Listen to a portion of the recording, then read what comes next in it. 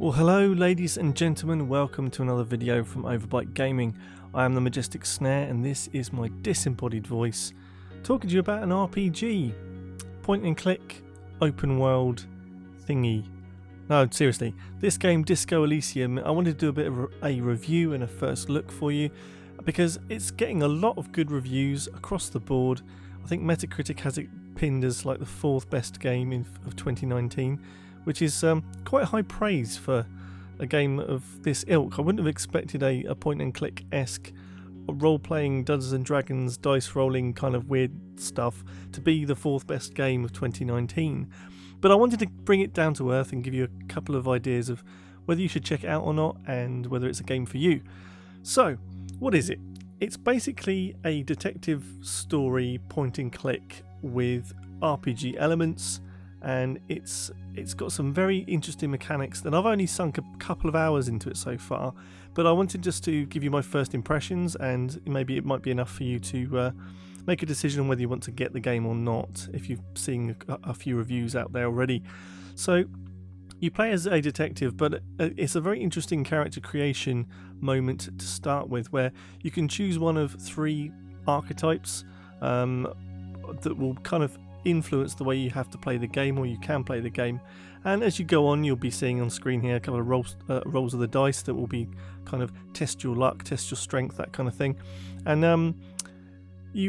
once you have these archetypes, you basically have a moment to wake up and not really know who you are, and it's a lovely kind of way to explore the world as a complete, like, I don't know what's going on. It does demand exploration, it does demand reading a lot of text, as you can see on the screen, and I think for a lot of people that can be a turn off. But I've got to say, the writing involved and the way that it interacts with you, it's gripping. I mean, it's interesting interacting with characters, and you want to kind of play a character as you would do in an RPG, but make that character respond the way you want it to respond.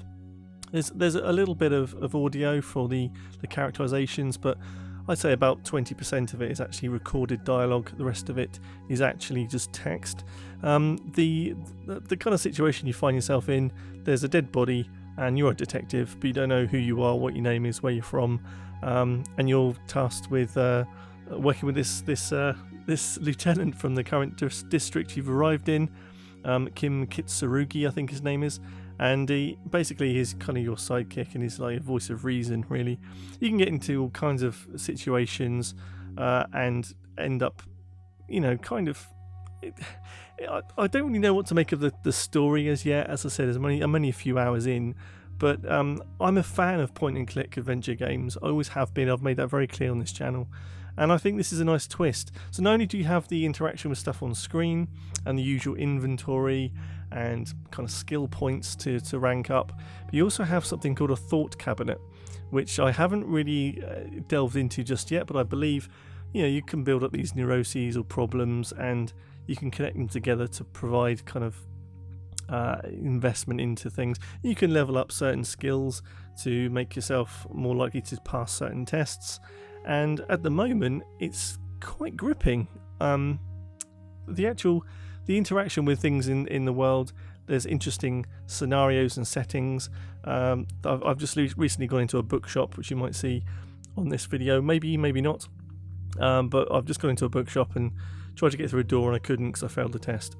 Whether that's something I can come back to, I believe it is. Some things get locked when you try them, and you can obviously try a different approach in a future way, but at the moment, I am having a lot of fun with it, to be fair.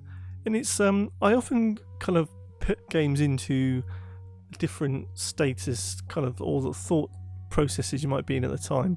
So for people like to play games like FPSs or fast-paced bullet hell kind of games, that's the kind of thing you want to do when you're focused, when you're actively, thinking or reacting to visual stimulus and hand-eye coordination, right?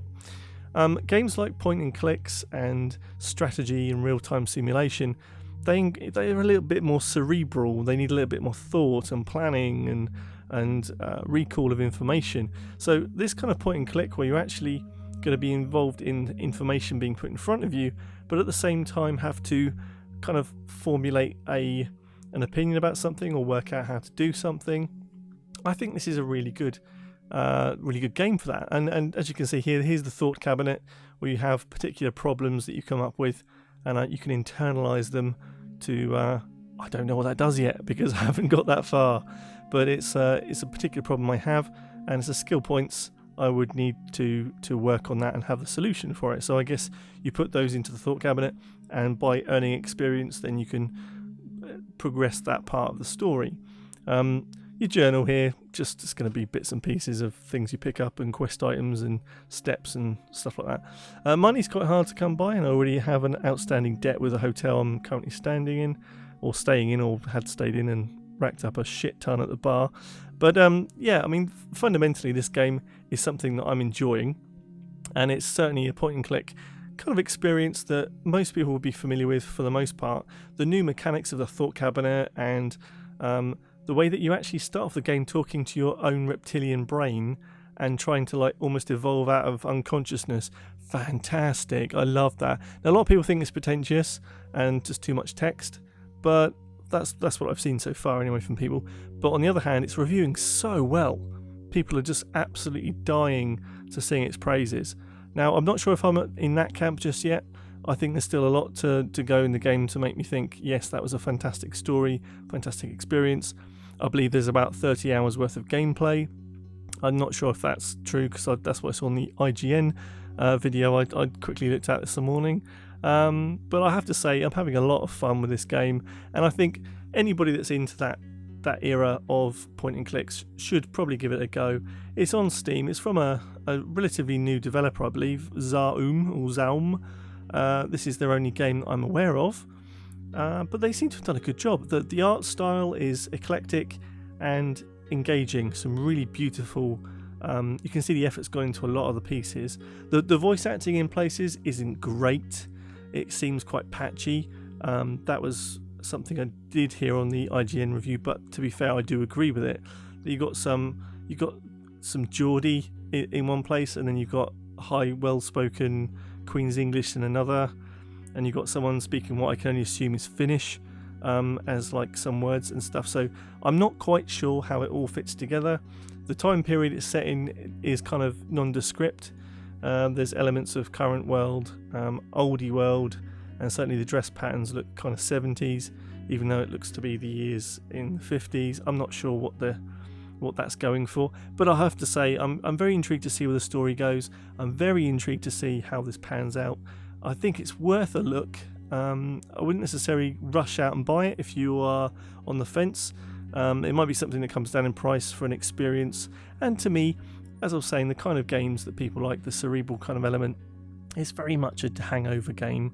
You don't have to think too hard or move too quickly, but you do have to think, so maybe that would hurt with a hangover. Maybe it's more of a weekday evening where you're not doing anything, and don't try and punch kids. Clearly that's something else that I failed to do on a dice roll, and now he's laughing at me. Anyway, so the position I have with this game itself, I'm a big fan, and I would suggest it's probably going to, from first impressions, get about, I don't know, maybe a 7 out of 10. It's going to hopefully grow me up to maybe an 8 or a 9. Maybe I can agree with the masses and say that it's a fantastic piece. But for now, the writing is fantastic. It's thought through. It doesn't feel any problems. I did experience one bug that I didn't capture on video, where I chose to walk to a location. He walked around the other way and then started walking through the entire scene. I couldn't get my game back. It was lost at that point. So I had to go back and play some elements again, which was an interesting point because I did see a different angle to some of the situations. So I'm not sure how much replay value, but I think there might be obviously a way to play the game differently as a different archetype, or even just different choices through the same archetype. So I'd love to hear what you think of what you see on the screen today, and what you think of actually point and clicks in general. Let me know what you think of that whole genre, because if this is the way that point and clicks can come back into relevance full on, then I'm all for it, because I love this kind of stuff.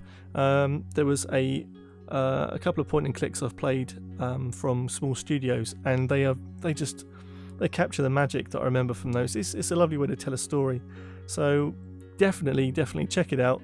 I'm not sure that it might be for you if you're more of a hardcore gamer, but definitely give it a look. So that's my first impressions. Well done, Zaum, and well done for Disco Elysium. I think it's a refreshing change to the fare that we've been having recently, and let's celebrate indie studios, because this is the kind of stuff they can put out and it feels good and polished. I would have liked a bit more voice dialogue, so I can't even talk now. I'd like to see some more voice dialogue, but at the end of the day, you get what you're given, and well done, guys. So there we go. So we have videos come out every Wednesday and Saturday, so check back then for some more awesome content, and don't forget to like and subscribe the video, because it helps us out a great deal, and we're lovely people, so you would like to do that, wouldn't you? Yes. But guys, take care of yourselves, and I'll see you again soon. Okay, love you. Bye bye.